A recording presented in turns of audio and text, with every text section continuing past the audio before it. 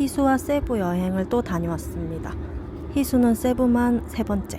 희수의 인생에서 여행으로 보낸 시간이 얼마나 될지 정확하진 않지만 아마 다 합하면 3달 가까이는 되지 않나 싶어요. 이제는 공항이 익숙한 희수와 함께하는 시간이 두렵지 않습니다.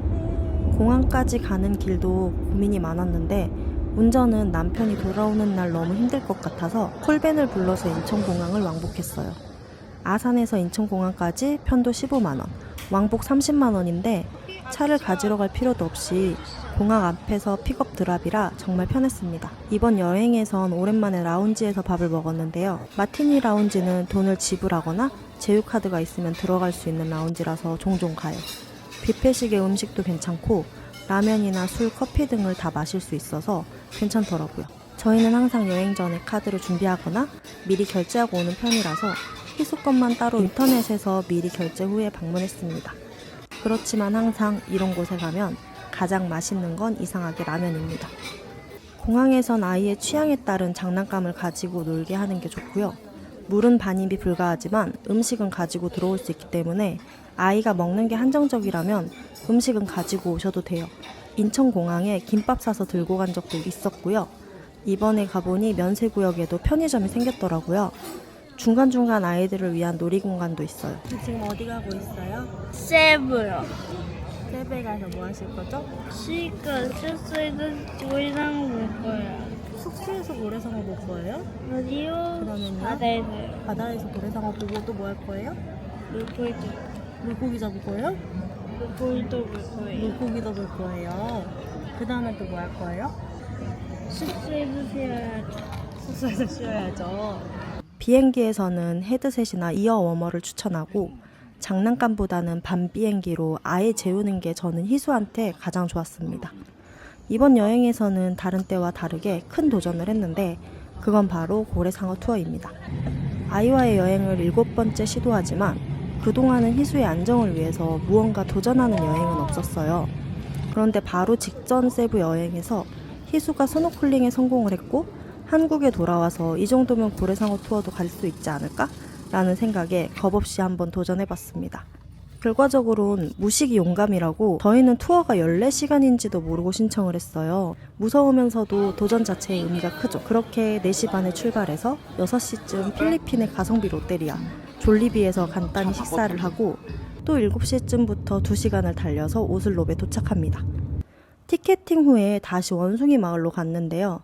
그동안 원숭이를 많이 봤다고 생각했는데도 막상 이렇게 가까이 또 지켜보니 신기하고 재밌었어요. 먹이 주기는 따로 돈 내고 사와야 하는데 희수가 원숭이 먹이 주기 싫대서 그냥 올라왔거든요. 근데 희수가 또 거기서는 원숭이 먹이 주고 싶다고 해서 가이드 같은 필리핀 분이 계속 바나나를 주셔가지고 정말 감사했습니다. 그렇게 원숭이를 20분 정도 보고 다시 오슬롭에 가서 고래상어를 보러 갔어요. 염도가 높아서 구명조끼가 없어도 된다는 말에 희수한테 물어보니 수영 좀 배웠다고 그냥 들어가겠다고 했는데 막상 저는 구명조끼를 벗으니 바로 가로앉아서 조끼 없인 못 있겠더라고요.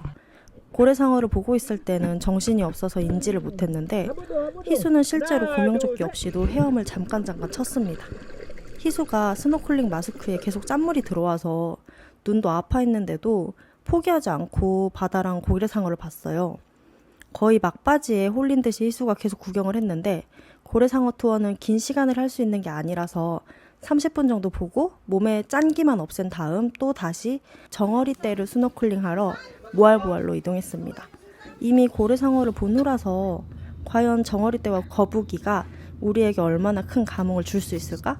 라고 생각했는데 그 생각을 산산히 깨준 게 정어리떼와 거북이였어요. 정어리떼를 보러 가기 전 식사를 했는데 무제한 바베큐, 신선한 망고, 새우, 라면 등등이 나와서 배부르게 먹었어요. 저는 선상에서 밥을 먹는 걸 안 좋아해서 앉아서 먹는 게 좋았고요. 역시 필리핀은 망고가 제일 좋았습니다. 배를 채우고 근처 모알보알로 이동해서 정어리떼와 거북이를 보러 또 스노클링을 했어요. 처음에는 낮은 수심의 거북이만 봤을 때 물이 뿌예서 역시 고래상어가 최고 아닌가? 했는데 사진 찍고 도와준 스텝 2명이 정어리떼가 있는 곳으로 이끌고 정어리떼의 모습도 장관이었고 영상을 찍어준 솜씨도 너무너무 대단해서 엄청난 추억거리가 되더라고요. 무엇보다 여기서 대단한 건 희수였어요.